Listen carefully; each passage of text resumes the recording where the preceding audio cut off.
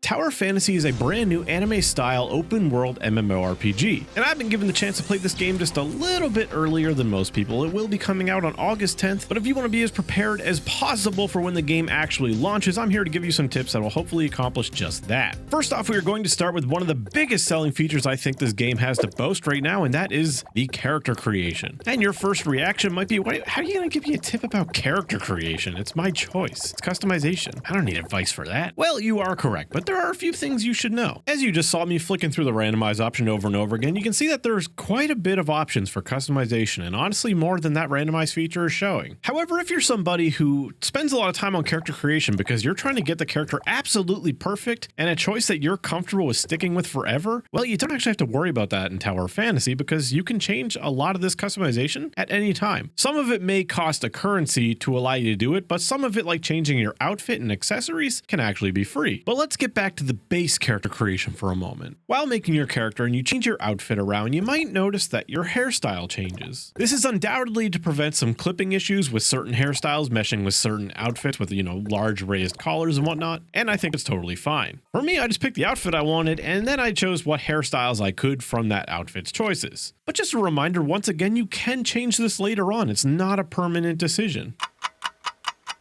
So once you're done spending hours creating the perfect anime avatar for you, it's time to get back into the actual gameplay. Being an open world RPG means that exploration is going to be an important part of the gameplay. And one of the first things I try to do in open world games like this is find any way I can to get around the world with the tools they give me a little bit better. One of the first things you might actually notice playing around with Tower Fantasy's combat is that you're not just stuck to the ground as if your boots are made of pure tungsten. No, you have the freedom to go into the air and start attacking, and not just for a couple seconds, for quite a while actually, about as long as your stamina will let you, which does actually have a practical use. Another thing worth mentioning is that you can actually dash mid-air as well, and your dashes don't consume your regular stamina bar. They have their own bar comprised of 3 smaller segments that regen over time. But here's the deal, when you just regularly dash spam mid-air, you fall a little bit every time. Here's where attacking comes in. Every time you attack, you actually suspend yourself mid-air and prevent that fall from happening. At the end of your chain, you can even do a lot of attack spams to regen even more of your dashes and get a 4th dash out.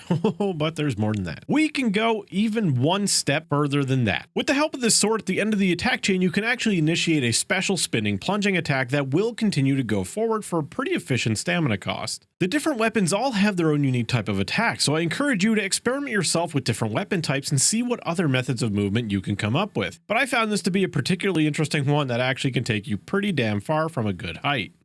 Now let's talk everyone's most likely least favorite way of traveling in open world games: swimming. When you find yourself next to a big body of water like this, first you admire just how beautiful the water is. Just look at this. Looks fantastic. Well, now you're going to be faced with the fact that you have to swim across it. And what is that going to be like? Well, the swimming is pretty slow and doesn't drain much stamina, but you can sprint and get a little boost of speed, but that drains a lot of your stamina. But here's where Tower Fantasy really just alleviates the pain of this method of travel. When you run out of stamina when you're swimming, you don't just immediately drown and then get forced back to some spawn point nearby, or something even worse. Nope, instead you just are taking steady damage for swimming. Now you lose the ability to sprint. You can't get that boost of speed anymore, and if you could, I imagine it would just hurt you a lot. But no, you can actually still make it. And this is something that a lot of players might have never found out just naturally, because it's something I would have avoided until finding out later in the game when I'm almost just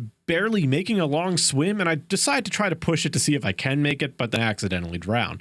But not in Tower Fantasy. Now you might also be wondering, well, I just hurt myself and now my health is low. Well, what do you do about that? Well, you might notice it's regenning over time. You do have passive regen in this game, but it is not without a requirement. That requirement, of course, being eating. You gotta satiate yourself with food. In the clip I'm showing on screen now, you might notice I just took some damage, and after a few seconds, I'm not regenning any health. Now you might also notice that I have a stomach icon next to my health bar. While that icon is there, I'm not going to regen any health because I'm not satiated. I gotta feed myself. By holding Alt and clicking that icon, I can see the options of food I have in my inventory to feed myself. And once I actually give myself some food, I will start regenning health again. There's a question mark in this menu you can click to see exactly how the system works. Which, as a quick general tip, you'll see question marks like this in various systems of the game, and I recommend using them to learn about them. The more you use it, the hungrier you'll get, and the more you feed yourself, the faster you will regen. So if you're a little bit of a reckless player like I am, and you like to fight things that are way outside your current capabilities, this is probably a system you're going to become familiar with. Now let's talk exploration and the rewards that come along with it. Beyond just the reward of actually exploring, getting treasure chests, getting items, you actually get rewards for reaching certain thresholds in overall area progress. And this can be achieved by basically doing anything in the area, just exploring and being thorough. Now there are some things that might be a little sneaky. Objects that you might need to actually throw another object or enemy that you can pick up at it in order to harvest it because you don't currently have the right elemental weapon equipped to interact with it.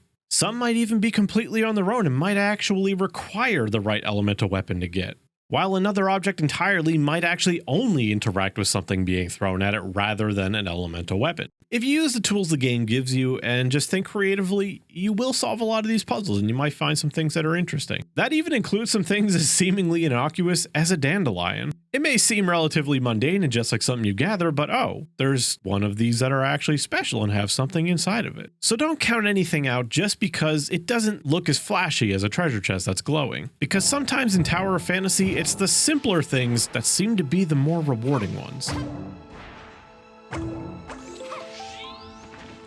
It's time to talk about one of my favorite aspects of just about any game, really, the combat. There's a lot that can be said about the combat in this game. It's fast-paced, it's fun, it's flashy, and it's simple but in the best way possible. It's not so simple that it's boring, but it's not overly complex that people won't enjoy it at a first glance. You can do things such as perform sneak attacks with certain weapons from a crouch position, which does some pretty big damage numbers, so if you enjoy a stealthy playstyle, that's an option. Or if you enjoy more of a nimble and active playstyle, the long spear allows you to do special attacks from its dodges. From a backstep, you can do this really cool stab and slam, or from a regular directional dodge, you can do this super sweet double kick.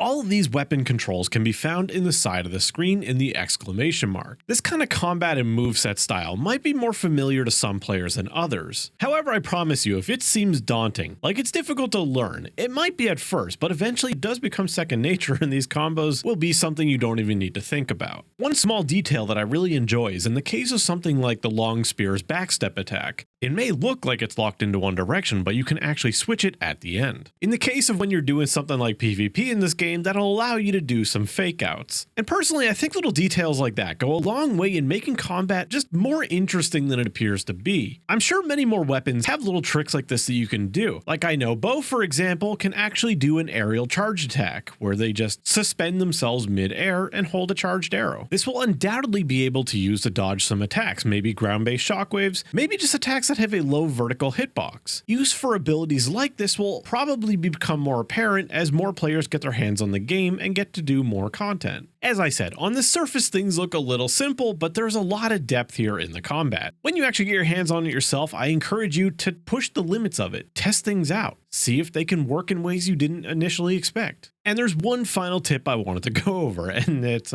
may not be the most exciting one for some people, but don't ignore the settings. I'm always one that appreciates when a game gives us as many customizable settings as possible, and I would say Tower of Fantasy, at least on the PC client, has done a very good job at that. If your computer maybe struggles to run the game, or just games typically, you have a lot of options that might help you out here. And these would also presumably apply to the mobile option as well. We have options like reducing the amount of other players you might see on your screen with the same screen wanderer slider. There's many ways to control your camera sensitivity beyond just a single sensitivity slider, and even gyro, which presumably is for mobile. You can also control how transparent every wanderer's ability is, whether it be your own, friendly, or enemies in PvP. All of these settings and more are here to make the game better for us. If you're somebody who's fine with just opening the game out of the box, so to speak, and just playing it as is, that's totally fine. Everything by default is pretty good. There's no wonky keybinds. The game ran perfectly fine for me just right out the gate, and there's nothing I felt I needed to immediately change, just some things I wanted to tweak. That's all the tips I got for you today. I hope I told you some things that will help you out when you finally get your hands on this game for yourself on August 10th. I wish you the best of luck starting your adventure in Tower of Fantasy, and I will see you in the next one.